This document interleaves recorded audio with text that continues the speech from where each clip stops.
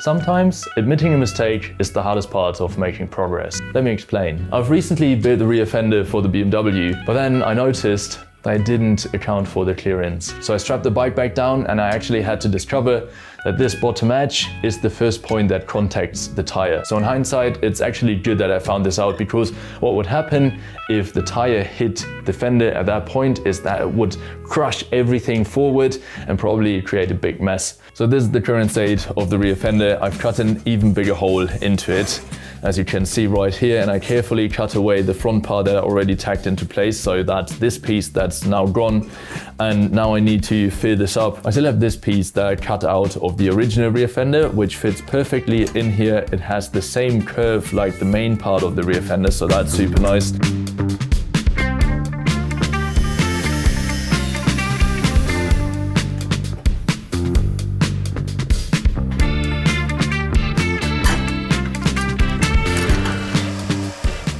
I've adjusted the top plate so it now fits perfectly in here. It's actually quite hard because on the bottom I do want to have the same curve as the fender, but at the top I need it to be flat. So I've used the vise to kind of bend it back and get it straight again, and then I had to adjust the edges and everything so it lines up at the top. I'm gonna tack this in place and then work on the sides.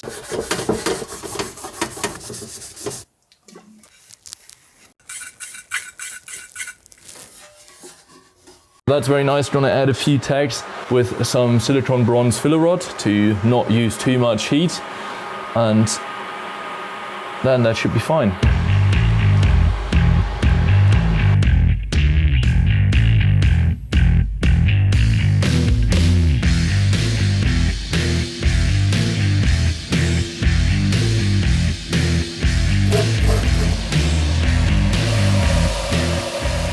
Right, I've made two little triangles that fit perfectly in here and fill this gap, so we can tack this together and then weld everything up.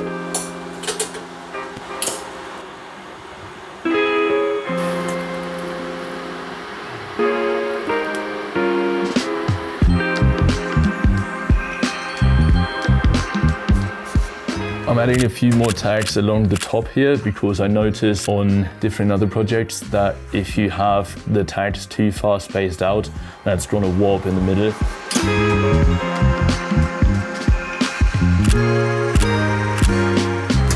It's still warm, but much cooler than when I use regular filler rod. So I've welded here and over there, but this part is completely cold, so I can actually go ahead and weld this up. It still takes so much time to get all of this welded up, so I'm just gonna go bit by bit. But for now, I think it's not moving too much, which I really appreciate.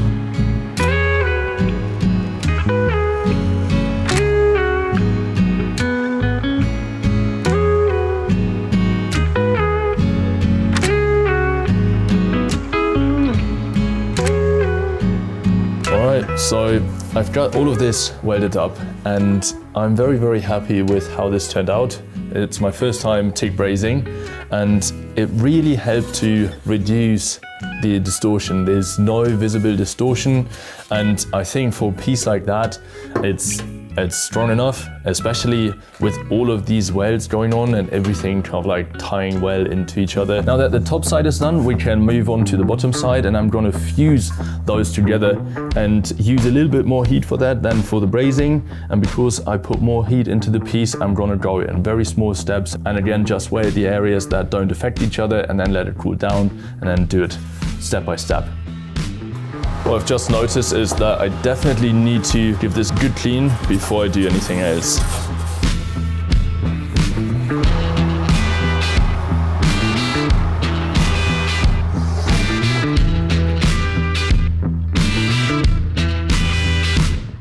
All right, I finished everything up. This is the top side with the brazing, which I feel like went very well. And then that is the bottom side where I just fuse welded all of the different parts together. I do have to say that it leaves a rougher finish than I thought it would leave, but overall I'm very happy and I think we can get this polished up very nicely. But for now I just want to see how it looks on the bike so we actually can get it mounted.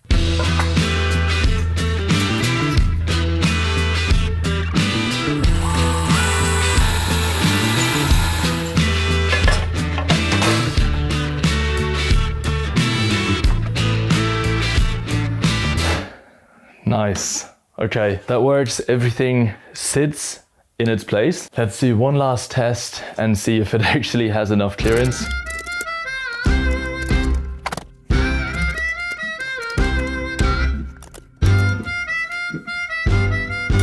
Oh, I don't get it any further down, which I hope is a good sign, and it's not touching anywhere. So let me quickly show you before I release the bike. It always hurts me to do this, so quick. We have a lot of clearance in the front still, and then at the top, which is a little harder to see, but there's also still roughly a centimeter. I would say it's less than in the front, so that's good. It's gonna touch at the top first and not hit this edge, but also this edge right here isn't as aggressive as it was before. So I'm very, very pleased with how this turned out and confident that it's actually gonna work. Oh. Oh. I'm so sorry.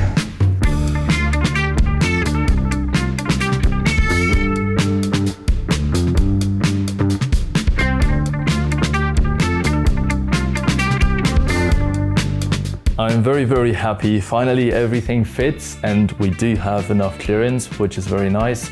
It just gives me peace of mind, even though I have to say, in the process, this rear fender kind of became a compromise. In the beginning, I was so happy with the form, but sometimes you have to make compromises in order to facilitate for the function. And I do like the principle form follows function. I don't think that it makes sense to build a bike that just looks good but doesn't really ride or perform well. So this was a very needed compromise in order to give me peace of mind with the rear tire clearance. So if you enjoyed this video and you want to see how I've built the rear fender before I had to make so many changes, I'm gonna link the 2 videos down below. As always, thank you very much for watching and I see you in the next one.